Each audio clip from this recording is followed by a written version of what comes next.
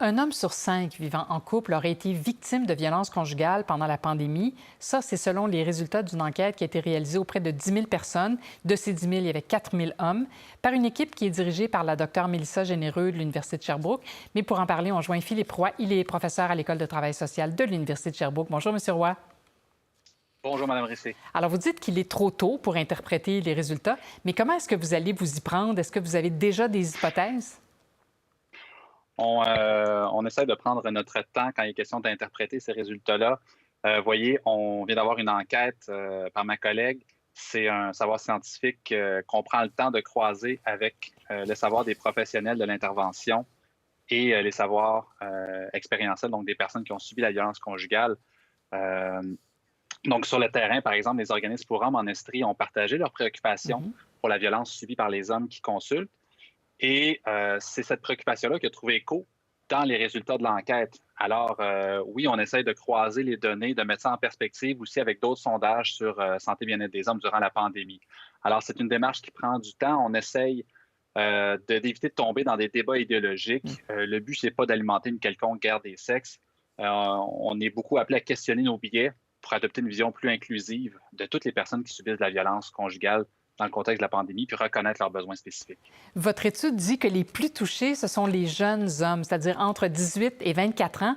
Est-ce que c'est étonnant ou vous vous dites, ils sont tellement jeunes et ouverts à parler de ça que ça ne me surprend pas?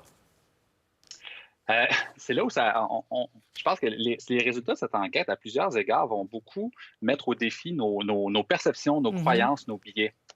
Donc, oui et non, en fait, parce qu'on pense que les jeunes sont plus ouverts, plus égalitaires. Mais il y a une méta-analyse québécoise qui montre que les jeunes hommes s'éloignent du modèle traditionnel de masculinité, fort, stoïque, qui s'arrange tout seul, agressif. C'est vrai qu'ils s'éloignent, c'est vrai qu'ils expriment davantage leurs émotions à leur famille, à leurs amis, mais la demande d'aide auprès des professionnels, surtout pour ce qui est psychosocial, c'est encore très difficile et c'est les mêmes difficultés que pour les hommes de tout âge. Bon, alors s'ils n'en demandent pas tant que ça de l'aide, est-ce qu'il y en a quand même des ressources pour aider ces hommes-là? Tout à fait, oui. Dans toutes les régions du Québec, il y a la ligne Info Sociale 811, puis des ressources communautaires pour hommes partout au Québec. On fait un modèle d'exception, le Québec, dans le Canada et même à l'international. Un des défis, je parlais des biais, mais c'est de reconnaître les liens entre la détresse psychologique et la possibilité qu'il y ait violence conjugale subie par les hommes. Parce que on a une conception que les hommes ne peuvent pas être victimes. Et il faut surmonter, donc les intervenants, première ligne, doivent surmonter leurs propres biais, leurs propres inconforts avec la clientèle masculine. C'est ce qu'on fait notamment avec la formation Intervenir auprès des hommes qui rejoint des milliers d'intervenantes et d'intervenants de la première ligne. Oui, il y a des ressources, il y a des gens qui sont qualifiés pour accueillir ces situations-là. Bon, justement, vous parlez de méconnaissance par rapport à ça, mais il y a aussi une banalisation de la violence conjugale, en tout cas en ce qui touche les hommes.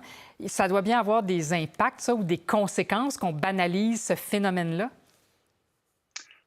La violence est souffrante, la banalisation, elle l'est aussi. Et c'est des choses qu'on a entendues pour plusieurs formes de souffrance, pour plusieurs formes de trauma.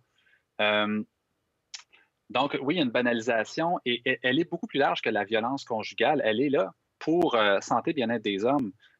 Donc, les hommes ont de la difficulté à percevoir qu'une situation est problématique, à décider vers qui se tourner et passer à l'action d'aller demander de l'aide.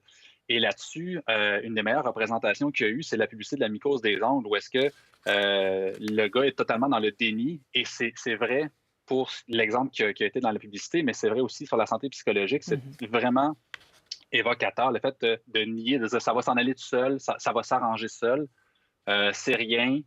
Donc, il y a un biais optimiste un peu que les hommes doivent être plus alertes de voir, mon Dieu, mais ce que je vis, c'est de la violence. Et il y a des gens qui peuvent m'aider, puis je n'ai pas à vivre ça.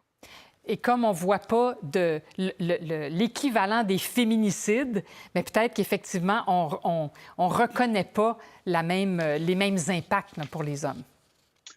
On ne reconnaît pas les mêmes impacts, puis il faut lutter, je pense, toutes les formes de violence et être solidaire là-dessus. Maintenant, il y a un impact chez les hommes qui a été mesuré. Par exemple, ceux qui vivent de la violence conjugale sont 3 fois plus à risque de dépression, d'idées suicidaires. Et dans une moindre mesure, tu as une augmentation il y a une augmentation de l'anxiété, de la consommation Absolument. d'alcool. Donc, ce n'est pas sans conséquence. Ça, c'est certain. Merci infiniment, Philippe Roy, de nous avoir parlé aujourd'hui. Je vous en prie, merci à vous. Pour voir nos émissions en entier, rendez-vous sur la chaîne ICI RDI.